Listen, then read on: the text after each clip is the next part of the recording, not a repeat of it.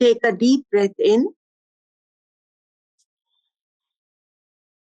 Asato ma satgamaya tamaso ma jyotirgamaya mrityorma tamgamaya. Om Shanti Shanti Shanti.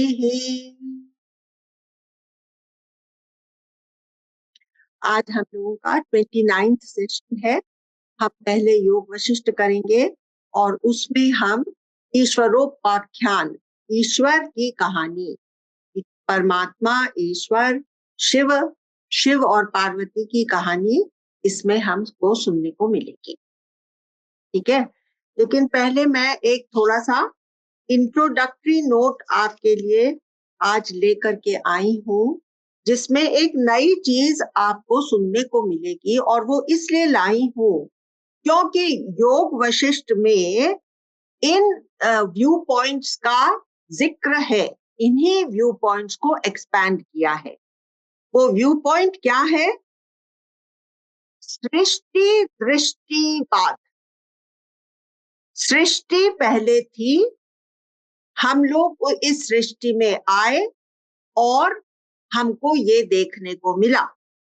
ये तो हम लोग को बहुत ही लॉजिकल लगेगी कि हाँ भाई ऐसा ही हुआ था, इस सृष्टि तो पहले से ही चल रही थी और हम लोग इसमें आ गए और इन आंखों का उपयोग करके हमने इस सृष्टि को देखा। अब ये एक व्यू पॉइंट है आध्यात्म का।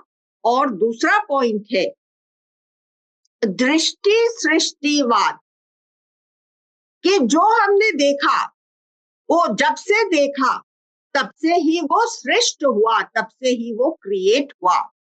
तो ये हमको थोड़ा अटपटा लगेगा, लेकिन जब हम अपने सपनों का उदाहरण अपने आप को देखें कि सपनों में जो हमारी आंखें देखती हैं वो तब से सच होता है जब से वो देखना शुरू करती है, और जब हम उस सपने से जग जाते हैं तो उसी समय वो विलुप्त हो जाता है।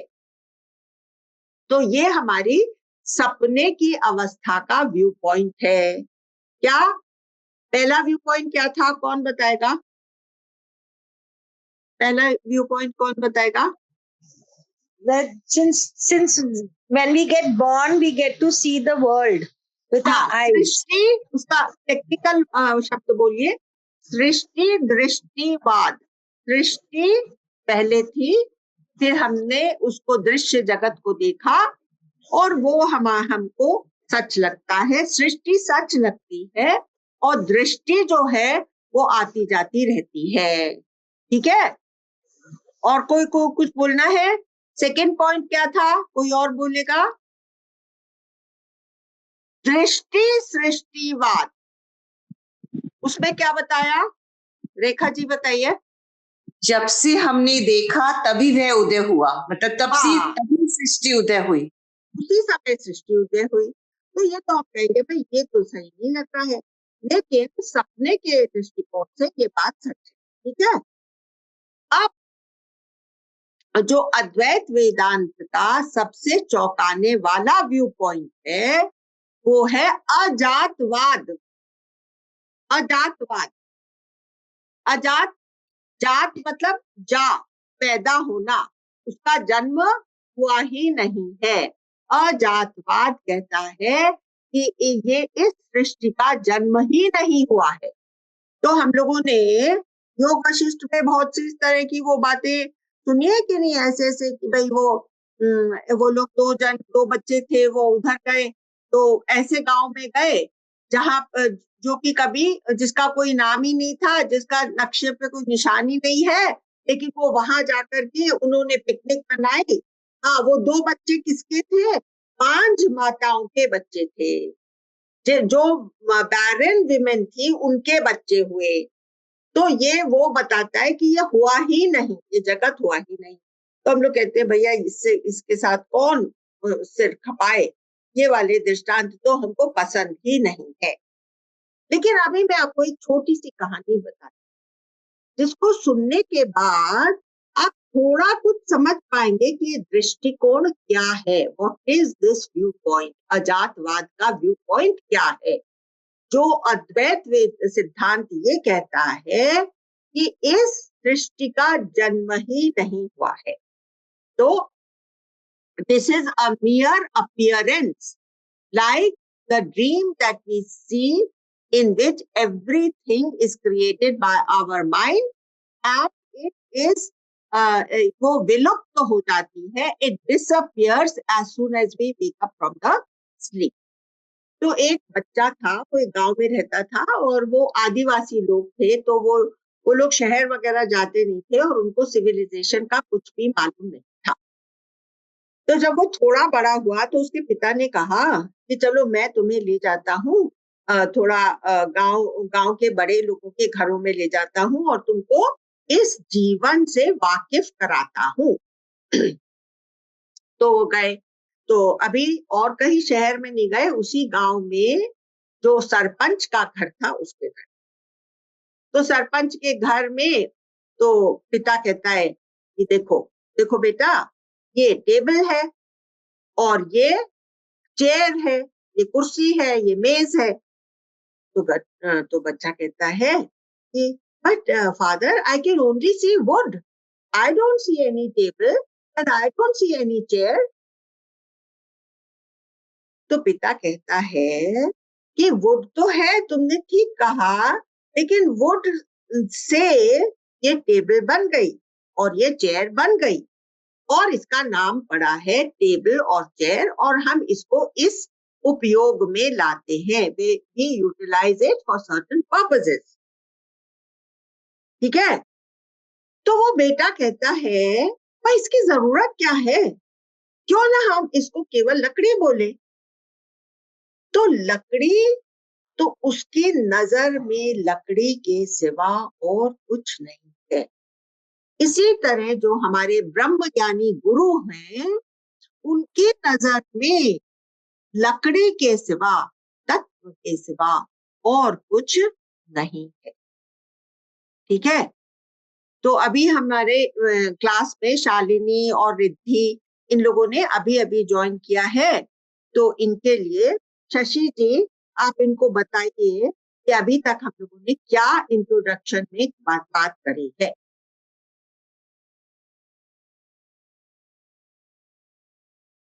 Are you with me Shashi?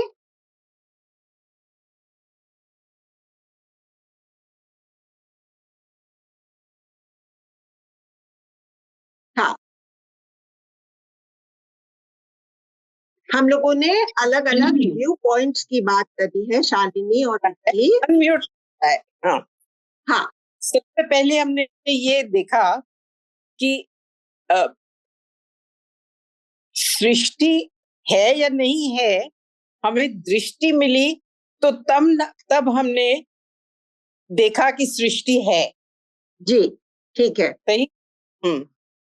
लेकिन हमको ये जो व्यू पॉइंट था ये सही लगा। इस व्यू पॉइंट का नाम है सृष्टि दृष्टिवाद।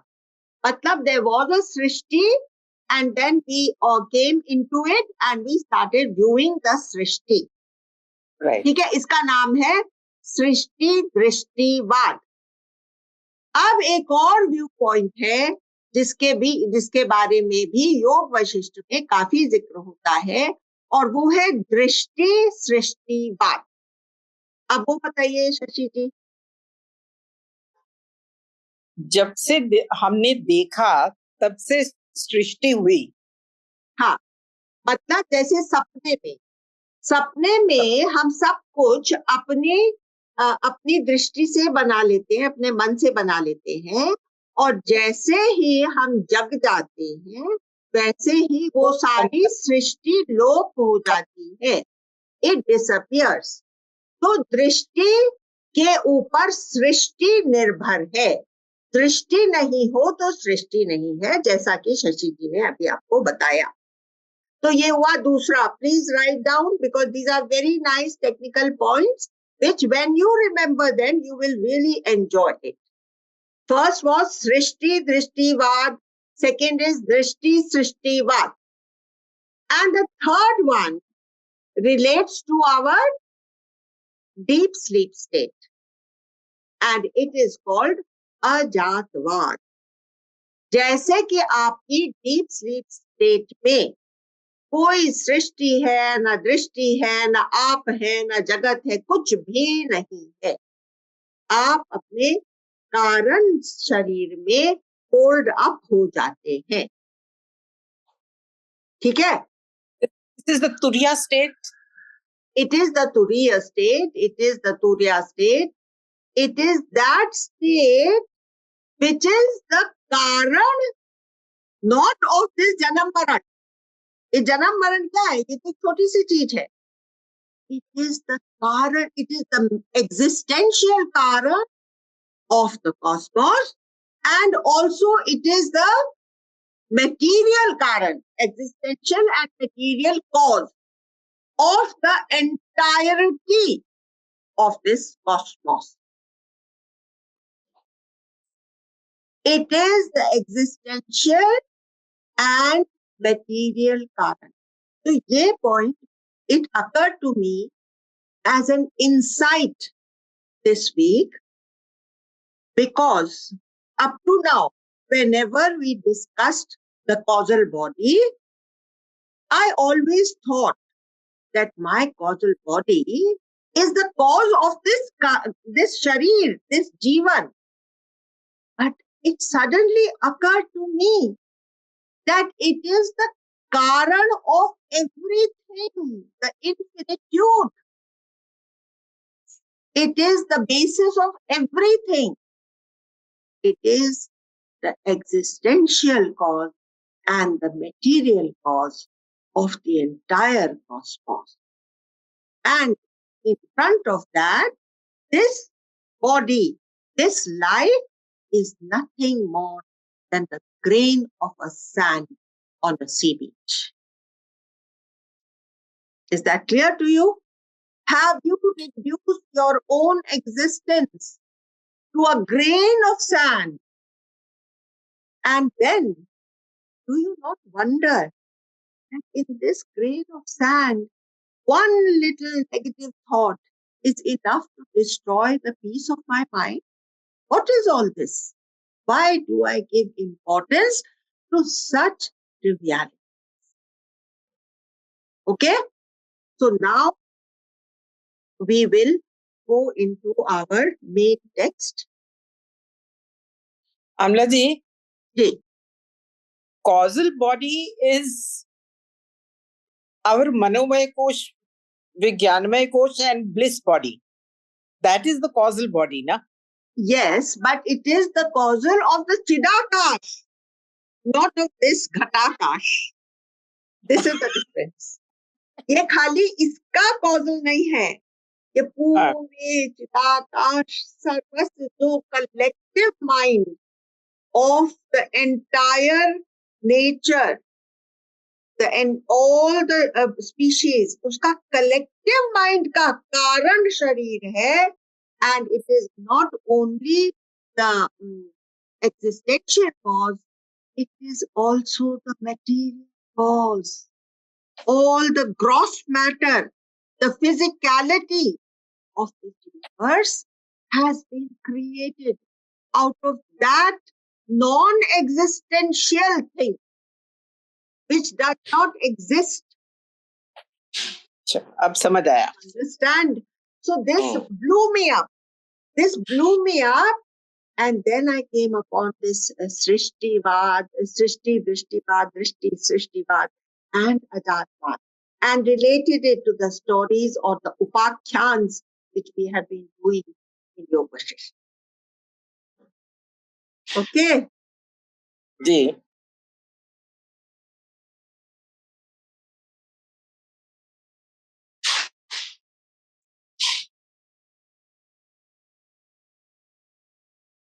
वशिष्ठ भगवान राम को कहते हैं, अज्ञानी पुरुष हमेशा सोचता है कि उसका जीवन दुख से भरा हुआ है और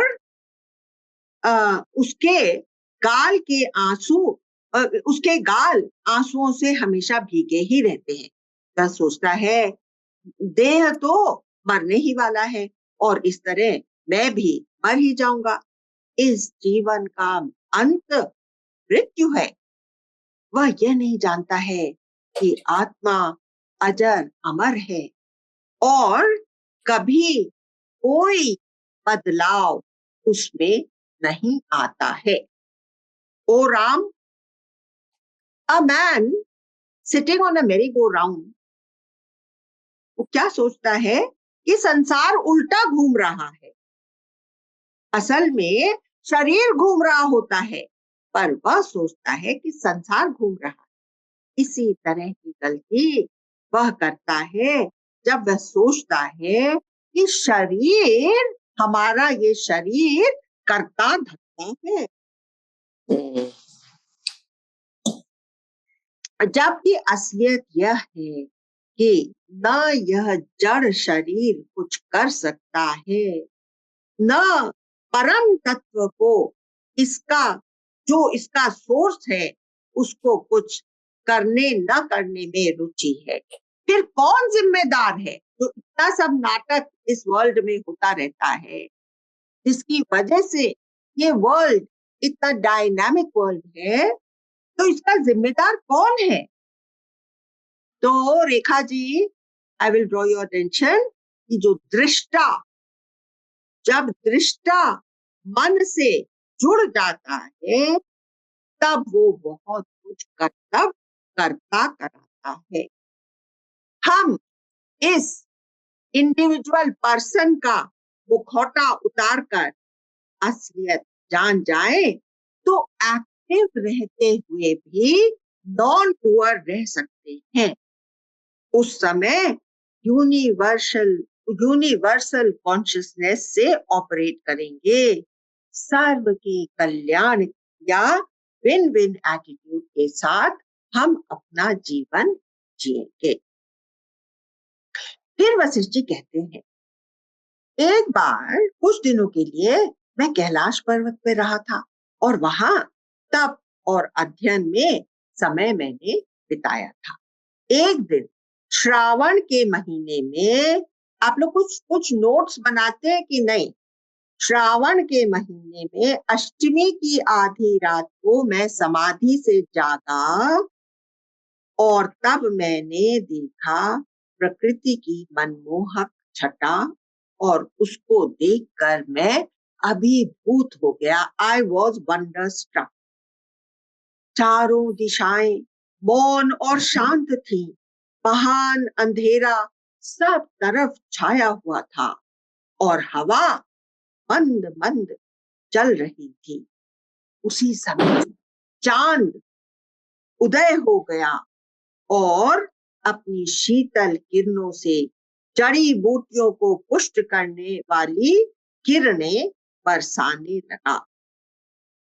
मैं कुटिया में बैठा प्रकृति की शोभा निहार रहा था कि इतने में बड़ी तेज रोशनी से सारी धरती चमक उठी। समझ में नहीं आ रहा था कि आखिर ये रोशनी कहाँ से फूट पड़ी है। इतने में भगवान शिव पार्वती के हाथ में हाथ डाले मेरी ओर आते नजर आए। मैंने प्रणाम कर पाद प्रक्षालन किया और आसन बिछाकर आदर भाव से उन्हें बैठाया। फिर मैंने भगवान से पूछा, तो अभी वशिष्ठ जी प्रश्न कर रहे हैं शिव भगवान से, हे प्रभु कृपा कर बताएं कि भगवान का स्वरूप क्या है और उसकी पूजा किस प्रकार होनी चाहिए। तब शिव जी ने यूं कहा। अब आप लोग शिव जी का उत्तर सुनकर के चौंक मत जाइएगा, हम लोगों ने इस बात का बहुत बार जिक्र कर दिया है। भगवान का सर्वश्रेष्ठ रूप है न विष्णु, न शिव, न इंद्र, न चंद्र, न पवन, न सूर्य, न अग्नि, न वह देह वाला है, न वह चित्त वाला है। असली देव अनादि और अनंत है, न उसका आकार यानी फॉर्म है, न वह सीमित यानी लिमिटेड है, न उसका नाश हो सकता है। वह देव यानी डिविनिटी सब जगह सत्ता और असत्ता रूप से प्रेजेंट है। इजनेस से, as isness it is present in everyone and it is there in existence and non-existence. Huh. Even as the lamp is considered responsible for the actions of the body and the mind, which function in the light of the lamp. You are the self, O Ram, not the mind. Abandon the delusion that you are mind or body. Once you abandon the delusion, then what will happen? फिर गुरु के आदेश और उपदेश के सहारे तुम आसानी से इस कीचड़ से बाहर आ सकोगे, इस दलदल से बाहर आ सकोगे। तो आदेश क्या है? His orders, his the sadhana which he tells us to do, and उपदेश नहीं, आदेश क्या है? The pointers, और उपदेश क्या है? The marg which he tells you. आदेश आता है what he is pointing at, and उपदेश are the sadhan का path which he laid at us to get where we want to reach. You understand? तुम तत्व से यही हो और इसी देव का पूजन करना उचित है। इसी का नाम शिव है, इसी की पूजा होनी चाहिए। आकाश का पूजन तो उनके लिए है जो इस शिव तत्व को नहीं जानते। देवों के पूजने से सीमित पदार्थों की उपलब्धियों का पा सकते हैं। जगत की कोई वस्तु पानी हो तो देवी देवताओं की पूजा करो। अनादि और अनंत आत्म रूप की पूजा से न घटने वाला आनंद प्राप्त होता है और उससे भी बड़ा जन्म मरण से छुटकारा और सदा अजरता अमरता की प्राप्ति। यह छोड़कर ऐसे छोटे सुखों के पीछे लगना ऐसा है जैसे हीरे को छोड़कर कंकर पत्थर के पीछे भागना। कम बुद्धि वाले लोग ही ऐसा करेंगे। न वह अब क्या अब बताया वो भगवान कहाँ है, न वह दूर है, न मुश्किल से प्राप्त होने वाली चीज है, क्योंकि वह शिव तत्व हर एक का अंतर आत्मा है। वे नित्य सर्वत्र विद्यमान है। उनको पूजने के लिए धूप दीप या मंत्र आदि की जरूरत नहीं है। उसकी पूजा ध्यान के द्वारा होती है। ध्यान ही उसका अर्क है और ध्यान ही पुष्प और उपहार है। ध्यान से ही वह प्रसन्न होता है। आत्मा की पूजा अर्चना हर मनुष्य हर स्थिति में सोते जगते चलते फिरते उठते बैठते खाते पीते सब प्रकार के भोग भोगते हुए करना कर सकता है और उसको ऐसे ही हर समय इस भाव से हर कुछ करते हुए जुड़े रहना चाहिए। ऐसा करने से जीवन परम कल्याणमय हो जाता है। इस प्रकार शिव जी ने वशिष्ठ जी को परम देव और उसकी पूजा की विधि बताई और फिर मां पार्वती के साथ अपने स्थान के लिए रवाना हो गए। अंतिम वचन यह कहे, तुम्हारा कल्याण हो। और कल्याण कब होगा? जब हम उस देव की पूजा करें। ठीक है। अब वशिष्ठ राम को कहते हैं, इस प्रकार वे मेरे मन में सदा के लिए प्रकाश कर गए। हे राम, तब से मैं इसी प्रकार इसी देव का पूजन करता हूँ और किसी प्रकार से नहीं। And I hope that we have also started doing the same thing. As soon as we wake up, we are conscious of that all-pervading tattva, and in that consciousness, I dissolve the individual completely. So it is not me who is doing anything throughout the day. It is just happening. This one is a mere instrument which goes from here to there as a glow of light, because we have reiterated many times that none of us really ever feel the body. Am I right? Have अमला जी, हाँ, ये मुझे बार बार विपश्यना की तरफ ले जाता है. हाँ, ये नॉट, हाँ, मुझे रियलाइज होता है कि that is the truth, that awareness yes, is the truth. that awareness is the truth. but खुली आंखों से भी हमको हर समय वो महसूस होना चाहिए जिसके साथ भी हम लेन देन कर रहे हैं, वो सब करते हुए भी हमको उसका ही कॉन्शियसनेस अपने साथ में रहना चाहिए. तब हमारी साधना कंप्लीट.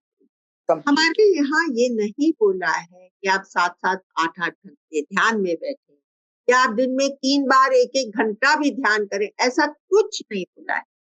गुरुदेव ने कहा है कि तुम हफ्ते में 1 बार लॉन्ग क्रिया करो और बाकी सब दिन 5 मिनट की क्रिया करो, सुदर्शन.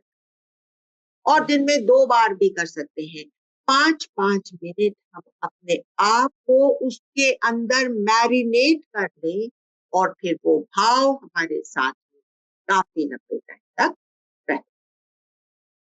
ठीक है? So now we have completed our lesson of Yoga Vasishtha for the day. I hope you all have found it interesting. And that thing about Srishti, Drishtivad, Srishtivad and Ajatvad, that was there to stimulate our minds. Because if we do not give food or stimulant to the brain, it sends the signal, oh, this woman wants to retire now.